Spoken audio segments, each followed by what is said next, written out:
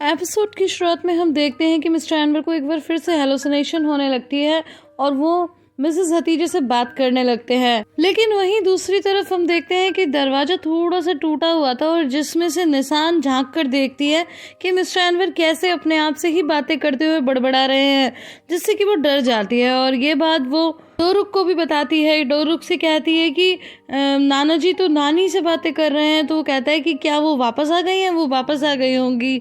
लेकिन वो कहती है कि नहीं नहीं, ये तो अपने आप से ही बातें कर रहे हैं और बार बार हतीजे हतीजे बोल रहे हैं। वो सच में थोड़ा डर जाती है।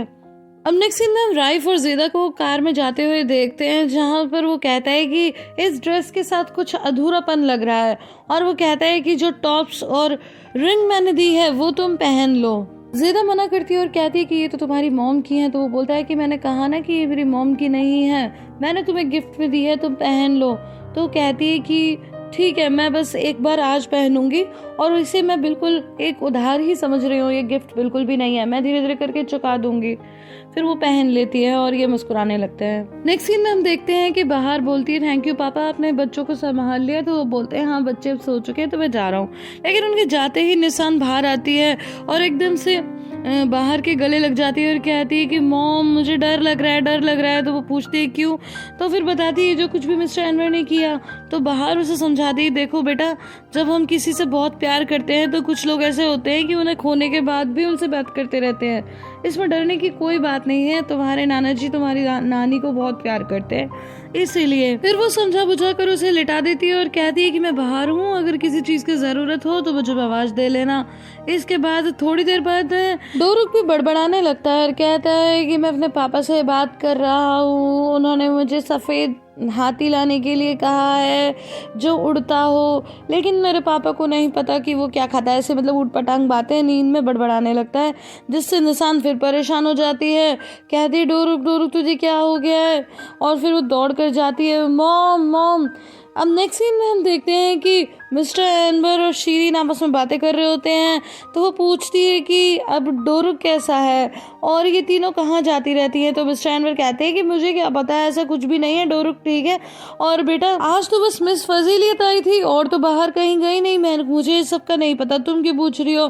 तो कहती है मैं बस ऐसे ही पूछ रही थी। फिर वो कहते हैं कि तुम्हें जाकर के डोरुक को भी गेट वेल सून कहना चाहिए। तो जिस पर वो कहती है कि हाँ पापा मुझे याद है, पर अब तो बहुत रात हो गई है, बच्चे सो गए होंगे, मैं सुबह कह दूंगी, इसीलिए मैंने नहीं कहा। इतनी देर में कोई तेज तेज दरवाजा पीटने लगता है, तो जिससे वजह से दोनों दौड़ के जाते हैं और जैसे ही दरवाजा खोलते हैं तो बहुत ही घबराई हुई हालत में बाहर कहती है कि पापा जल्दी करो, हॉस्पिटल जाना है, डोरुक की तबीयत अचानक खराब हो गई, जल्दी जाना है। तो फिर कहते हैं ठीक है बेटा मैं आ रहा हूँ। और फिर वो शीरीन से कहते हैं कि फटाफट तुम लॉक लगाओ और निशान के पास रुको। तो उसके बाद में वो बड़बड़ाती है कि अरे इसकी प्रॉब्लम तो कभी खत्म ही नहीं होती है, फटाफट घर में लॉक लगाती है। नेक्स्ट सीन में हम जेदा और राइफ को नाइट क्लब में आता हुआ देखते हैं, जिस पर कि वो कहती है कि सब लोग हमारी तरफ ही देख रहे हैं, लगता है मैंने कुछ ज्यादा ही अच्छी ड्रेस पहन ली है। और साफ दिखाई दे रहा था कि राइफ को जरूर ये बात अच्छी नहीं लग रही थी कि सब उसे देख रहे हैं। इसके बाद में उस नाइट क्लब का एक वर्कर आ जाता है जेदा के पास और कहता है कि कैसी हो। वो गले भी लगा लेती है क्योंकि वो तो पहले से जानती थी, और पूछते है कि बहन अब तुम कहाँ बैठोगी? तो वो बोलती है अगर वो टेबल खाली हो तो फिर हम वहाँ बैठेंगे। और कहता है ठीक है चलो। और फिर उसके बाद में वो कहती है कि जैसे कि तुम देख रही हो कि मेरे वाले के पास तो पहले से ही चेयर है और मेरे लिए चेयर ये वाली लगा दो। फिर वो बैठ जाती है, दोनों थोड़ी बहुत बातें करते हैं और ये भी कहती है कि अरे आज रात ये परफॉर्म करेगी। वहाँ पर एक आर्टिस्ट ऑलरेडी परफॉर्म कर रही होती है और वो गा रही होती है। तो जेदा कहती है इसकी आवाज़ बहुत ही अजीब है। वो ये भी पूछती है कि क्या कभी राइफ किसी नाइट क्लब में आया है? तो वो कहता है कि नहीं नहीं, हम बार वगैरह में तो पहले जाते थे लेकिन फिर एक्सीडेंट हो गया। तो बोलती है एक्सीडेंट? कौन सा एक्सीडेंट? तो वो मुंह से तो कुछ नहीं बोलता लेकिन ऐसे नीचे की तरफ देखता है। तो जेदा बोलती है ओ सॉरी, मुझे याद ही नहीं रहता कि ये सब, मैं तुम्हें देखकर ये सब तो भूल ही जाती हूँ। फिर राइफ पूछता है कि क्या सच में आज तुम्हारा बर्थडे है? तो कहती है अरे नहीं नहीं, वो तो मैं एकदम घबरा गई थी तो मेरे मुंह से निकल गया। दोनों थोड़ा हंसी मजाक करते हैं, वो सब मजाक में ही कह रही थी, लेकिन हम नोटिस करते हैं कि राइफ का जेदा की बातों से ज्यादा जेदा की तरफ ध्यान था।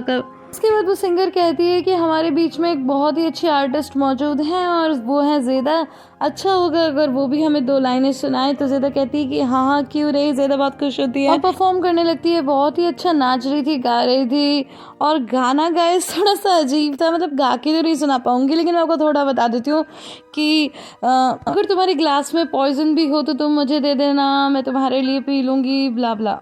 वही नेक्स्ट सीन में हम देखते हैं कि बाहर टैक्सी में जा रही होती है मिस्टर एनवर के साथ डोरू को लेकर, और वो बहुत ही रो रही थी, घबरा रही थी कि डोरू तुम आंखें खोलो प्लीज़, तुम आंखें खोलो, पापा ये आँख क्यों नहीं खोल रहा, क्या हुआ। और मिस्टर एनवर भी थोड़ा घबराते हैं और ड्राइवर को कहते हैं कि प्लीज़ जल्दी चलो, और बाहर तो रोती जा रही थी बुरी तरह, उसका बहुत ही बुरा हाल था। इसके बाद ज़ेदा पूछती है कि मैंने कैसा गाया, तो कहता है कि तुमने बहुत ही अच्छा गाया। कहती है सच में, कहता है हाँ बिल्कुल। और फिर ज़ेदा ये भी बोलती है कि अरे ये जो गा रही है ना उस गाने को तो मैं बहुत अच्छा गाती हूँ, उसी का मजाक करती रहती है। लेकिन हम फिर से नोटिस करते हैं कि राइफ का ज़ेदा की बातों पर कम ध्यान था और उसके फेस की तरफ ज़्यादा ध्यान था। कभी वो उसकी आइज़ देखता था, कभी वो उसकी लिप्स को ध्यान से देखता था। गाइस मुझे तो कुछ इरादे ठीक नहीं लग रहे। और यहाँ पर मुझे एक रोमांटिक गाना भी याद आ रहा है। घर से थे चले तो ये बात हो गई, न जाने क्यों उनसे मुलाकात हो गई, नजरें ऐसे वो टकरा गई कि हमें आशिकी आ गई यार की दिलकशी भाग गई।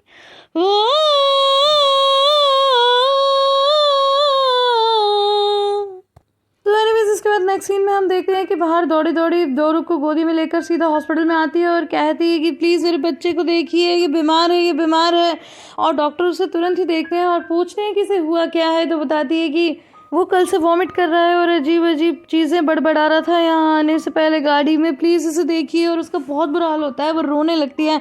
तो मिस्टर एनवर उसे संभालते हैं, लेकिन फिर डॉक्टर मिस्टर एनवर को भी बुलाते हैं।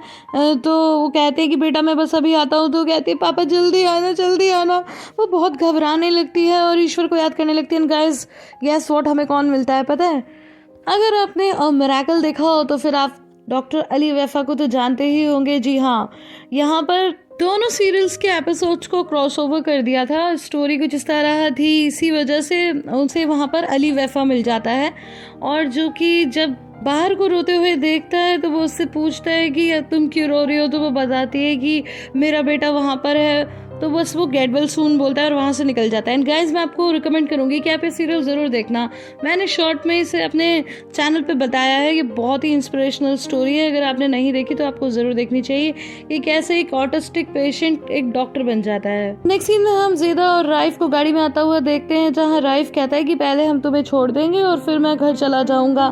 तो वो बता देती है ड्राइवर को कि आपको तरलाबाशी में लेकर के जाना है। वो लोग खूब हंसी मजाक कर रहे होते हैं, जहाँ पर ज़ेदा कहती है कि आज तो बहुत ही ज़्यादा मज़ा आया। वैसे तुम्हारी मॉम का तो मूड बहुत ख़राब होगा, क्योंकि वो सोच रही होंगी कि उनका बेटा कैसी लेडी के साथ सड़कों पे घूम रहा है। गाइस आप खुद ही समझ जाइए कैसी लेडी कहना चाह रही है वो, मैं वो वर्ड नहीं बोलना चाहती। एंड गाइस अभी भी राइफ का ध्यान ज़ेदा की तरफ ही था। वो उसे ध्यान से देखता था, हालांकि वो हंसता भी था, मुस्कुराता भी था, लेकिन अलग ही पता चलता था कि वो कुछ और ही नज़र से देख रहा है। तो एनीवेज इसके बाद में फिर वो कहती है कि वैसे तुम भी पूरे पागल हो। मैंने बोल दिया तो तुम भी मेरे झूठ में बस कूद पड़े ताकि तुम अपनी मॉम को परेशान कर सको। तो वो बोलता है कि मैं इसीलिए इसमें नहीं कूदा। तो फिर वो एकदम से सीरियस हो जाती है और बोलती है कि फिर तुमने ये सब क्यों किया। तो फिर गाइस वो उसे किस करने लगता है, जिससे ज़्यादा बहुत ही शॉक्ड हो जाती है पहले तो, लेकिन लेटर ऑन वो भी इसमें इन्वॉल्व हो जाती है। अभी अगर आप नहीं समझे इन्वॉल्व होने का मतलब तो आगे तो समझ ही जाओगे। लेकिन इसके बाद ज़ेदा को एकदम से शॉक लगता है फिर से, और उसे थोड़ी शर्म भी आती है और इसी वजह से वो हेजिटेट करती है और नज़रें चुराने लगती है। लेकिन वहीं राइफ के एटीट्यूड से ऐसा बिल्कुल नहीं लग रहा था कि उसे कोई शर्म या कोई मतलब जैसे कि अचानक हो गया हो, ऐसा कुछ नहीं था। अब नेक्स्ट सीन में हम एक बार फिर से बाहर और मिस्टर एनवर को डोरो के साथ टैक्सी में देखते हैं। जब वो वापस लौट रहे होते हैं तो रास्ते में वो कहती है कि पापा अगर इसने थोड़ी देर और कर दी होती पानी पिए बिना तो कहते हैं कि बेटा बस बस सब ठीक हो गया, वैसी बातें मत करो। इसके बाद वो कहती है कि पापा मैं जानती हूँ कि निशान तो बच्ची है इसीलिए ऐसी बातें कर रही है, लेकिन पापा वो कह रही थी कि वो आपको देखकर डर गई थी और आप उसकी नानी से बात कर रहे थे। देखिए क्या हम एक बार डॉक्टर जाले से बात करें? मैं जानती हूँ कि आप किस वक्त चीज़ से गुजर रहे हैं, मैं खुद भी स्ट्रगल कर रही हूँ। तो वो बोलते हैं कि नहीं नहीं बेटा ऐसी बात नहीं है, मैं पागल नहीं हुआ हूँ। तो वो कहती है नहीं नहीं पापा मैंने ये नहीं कहा, इनफैक्ट आपको सबसे ज़्यादा समझने वाली व्यक्ति मैं ही हूँ, मैं इस दौर से गुजर रही हूँ। तो वो कहते हैं कि बेटा बस मैं जानता हूँ कि हतीजे अब नहीं रही, पर मैं बस ये थोड़ी सिली चीज़ें करता हूँ, जैसे कि मैं अपनी स्टोरी अपनी बातें हतीजे को बता रहा हूँ, बस ऐसे ही इमेजिन करता रहता हूँ। तो बाहर बोलती है कि हाँ पापा मैं समझ रही हूँ कि ये आपका एक कोपिंग मैकेनिज़्म है, लेकिन मैं आपको बताना चाहूँगी कि ये बहुत ही डेंजरस है, क्योंकि आप जानते हो ना इसी वजह से एक बार घर में आग लग चुकी है। तो वो कहते हैं कि बेटा वो तो मैं सो गया था इसीलिए ऐसा हो गया, मैंने 2 सिप ले ली थी। तो कहती है ठीक है पापा, फिर वो आके कुछ नहीं बोलती, बस थोड़ा मैं स्माइल कर देती है। अब नेक्स्ट सीन में हम देखते हैं क्योंकि सिचुएशन काफ़ी ऑफुल हो गई थी तो ज़ेदा अभी भी नज़रें चुरा रही थी, लेकिन राइफ उसे बीच बीच में देखता था। वो बहुत ही अजीब तरीके से रिएक्ट कर रही थी और इसके बाद में वो ड्राइवर को थोड़ा जल्दी जल्दी में कह दी कि बस यहीं गली की शुरुआत में ही रोक दो, गाड़ी रोक दो, और फिर बस इतना कहकर गाड़ी से उतर जाती है कि कल मिलते हैं। गाइस आई होप आपको ये वीडियो पसंद आई होगी। अगर पसंद आई है तो इसे लाइक शेयर एंड कमेंट करना बिल्कुल भी ना भूलें। फिर मिलती हूँ अगले वीडियो में, तब तक के लिए bye bye and take care.